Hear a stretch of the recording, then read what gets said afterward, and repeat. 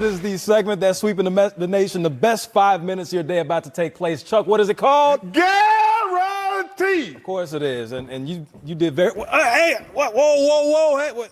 Hey, man, What's this about? What's this about? Chuck gave me some of his vodka, and I just want to say I forgot to pay you, Chuck. Thank you, brother. Is that what we doing right now? It's cheap, Jack. I mean, the vodka ain't cheap. The price is cheap. Yeah, Red Mountain Vodka. I just want to say thank you, Chuck. I appreciate it. Thank you, brother. Hooking the brother up. Hey, by the way, you know that he picked LSU to win the I championship, know right? he did. Yeah, Of course I did. All right, brother. All right. Thank you. Love you, brother. The one and only Shaquille O'Neal, everybody joining us. Let me make sure I straighten my tie. Chuck, how much is that? Where's my cut? $50. $50, I'll take that. By the way, Chuck, you have turned the corner. Uh-oh. You went 3-1 last week, so I got to give you some love on that. You came back around, so congratulations. So you didn't use your Rovito? I didn't, but I have a feeling I'm going to use it this week. And, of course, you got LSU, right? And, I wish that you had the same love for the women in San Antonio that you do for the Spurs. Listen, first of all, I love the women in San Antonio. Oh, you do? Yes. Since when? I mean, I like big things. That was the only one that you got wrong, by the way. Which one? That was the only one. San Antonio did not have a better record than the Memphis Grizzlies. Hey, let me say something right now. Y'all can already put JAMORANT on that Rookie of the Year. Now, I don't know what his name is. I know nobody wasn't stupid enough to name their kid damn just J.A. I don't know what his name is, but he is flat out balling. Shout out to Ja Morant. So whatever your real name is. Ja Morant, and we all know Close enough. We all know he's the second pick in the draft behind Zion Williamson. So the first question is, we all know Zion's about to make his debut against the Spurs. Over and under 20 minutes, which one do you guarantee is going to happen? Over 20 minutes played or under 20 minutes in his first debut? I'm guaranteeing over. Over.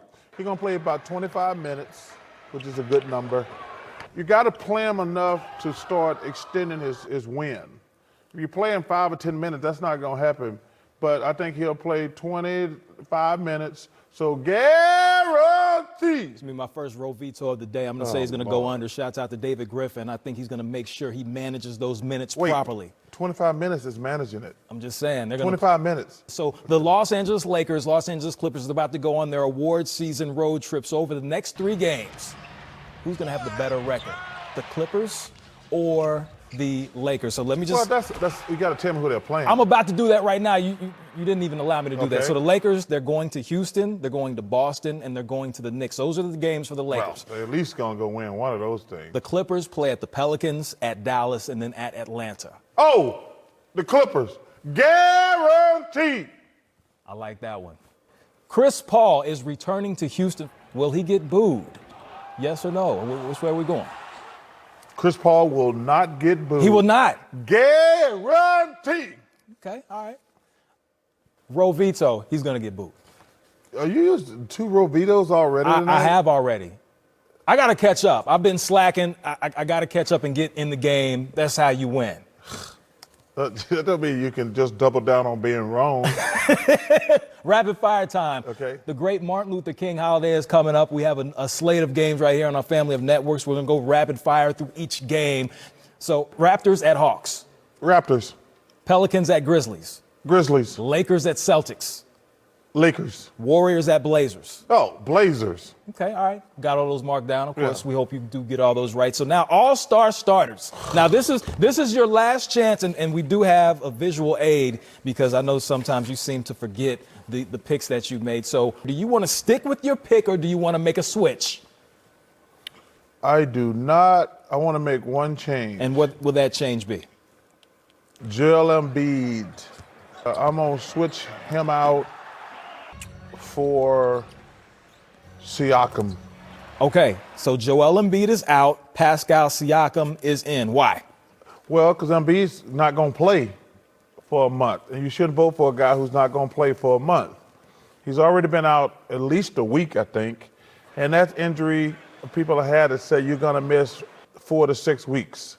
First of all, he might not even be back for the All-Star game.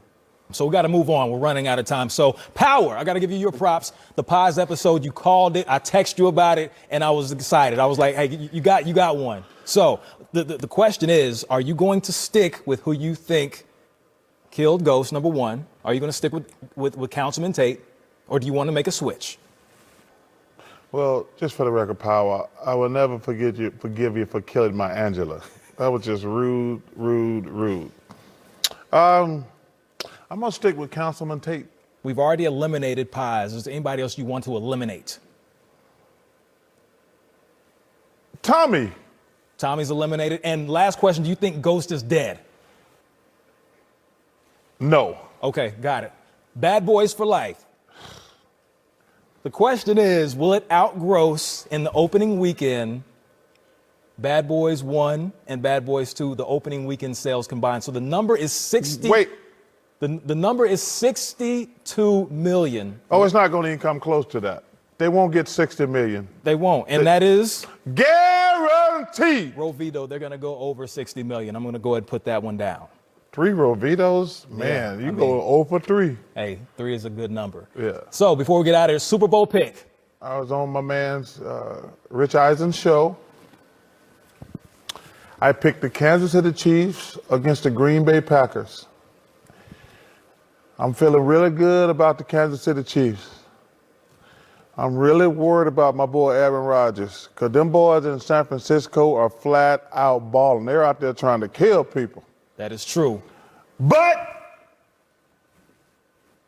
where we going, Chuck? I'm riding Aaron freaking Rodgers. Woo, and that is what? Guaranteed.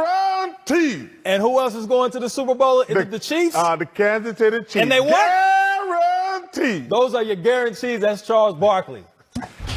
In it or it's freezing? Both. I think it's both. I'm excited about the game, but I'm Smitty's cold. at the point where you know you're tired and you roll down the window when it's cold and you're like the dog out the window just trying to stay awake.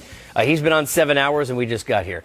Good to have you on the show. You know, when you sit there and you talk about the storylines around the league stand in the first half, clearly what not only Doncic has done, but to me, what the rest of the team has done to support him, stepping up in the roles they have, and, of course, the coaching of Rick as well. Really entitled, great story.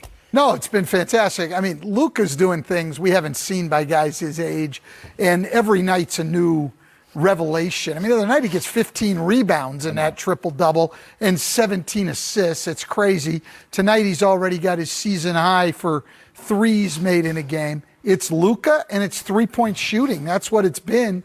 And they've been able to hold the fort without Porzingis. They're 5-4 without him going into tonight.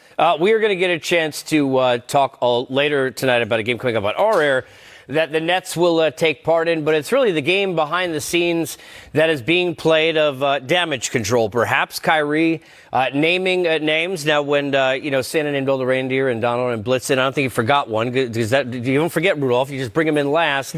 Perhaps he explained to Jared Allen, Smitty, that, no, I didn't really mean it because I like to call you Garrett Temple. You just didn't know that. I don't know how he explained this one away. He tried to kind of massage it over, but if you're a teammate, how much are you feeling like you're a teammate that Kyrie's paying attention to if you weren't named in the core that he brought about publicly? You know, the one thing is, as a teammate, you want to keep those things in-house. I mean, that was general manager and coach talk. That was in-house organization talk. And sometimes, I know it's the media, they have to ask you questions, but you don't have to answer in a way where you're going to offend players or also have any question about what's going on in your organization.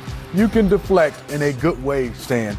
Just got to try to talk about, hey, we're coming out here playing hard every day. We just want to get better and better, and we'll see what we can do when we get our guys back. We look forward to it. But right now, we have a task at hand. We're going to play hard. I'm happy to be back. But when you start talking about next year, who's going to be here and who's not, even if you're the general manager, is not good, but especially from a player. No, I mean, you don't think it's a way to inspire your teammates to say, hey, if we're going to take the next step, we need different guys. Come on, fellas, let's go. You don't think that's going to inspire Roy Williams people? thought that. Apparently it hasn't worked, though. No, Yes. that doesn't work. And especially it doesn't work. Listen, what the great players do, and we've seen Damian Lillard do this. We see Giannis do it all the time, is you look at yourself and say, I've got to be better. That gains respect to your teammates. And let's face it, Kyrie Irving's in a situation where he's on Boston. They make their run to the conference finals without him. They're not as good the next year. And in fact, last year they were better in the games he didn't play. Now he goes to Brooklyn. They're 5-9 with him playing. They're 500 without him. Like, look at this first. See if you can play better and help us win. And today he tried to make the comment, well, I'm going to always push the organization. I'm all about winning.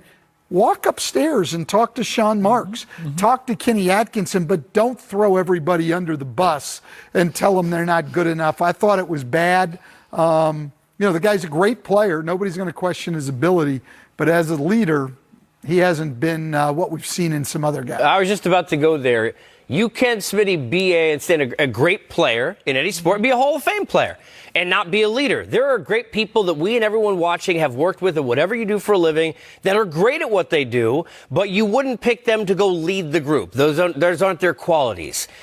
Is it not fair to say that right now he hasn't distributed any of those qualities? Because it's not just the play, it's after the losses last year. I remember the comments, Smitty, we're sitting here and, about 30 shots or whatever he took, made 7 out of 30. I should have taken more shots. There's almost like a combativeness and a defensive nature that really is tough to have if you're going to lead a group. Yeah, it is. I mean, when you're on a team, the one thing you want all guys rooting for everybody. We're all in this together. Even in losses, we're in this together.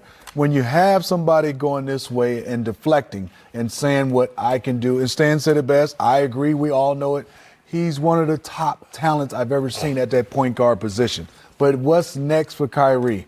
Not just as individual, is bringing guys along, being a mentor, and also winning games. That's what all the greats do, and he has a chance to be one of the greats because of talent, but he just might not be because he can just be good because he doesn't have that next step. Here's the other part people don't talk about, and a lot of you at home get this in your own walk of life and business, and we separate sports, Stan, unfortunately too much. Luka, last year, rookie. Ja this year. Go look at the veterans and the coach like a Rick Carlisle and how they bought into that guy, not only taking the big shots, but what can we do to help him? Let's get inspired like he is because of the way they carry themselves. They didn't have to say anything because the way they played did that. Go look at Memphis right now. You look at Crowder and those guys. They're like cheerleaders every time that they're not on the floor. How much did you see when you coached that if the best player handled himself in a certain way, his mouth didn't need to really do what the rest of his body language could for everybody else? Well, no, that's exactly right. And Smitty knows, being on teams, and Smitty was one of these guys.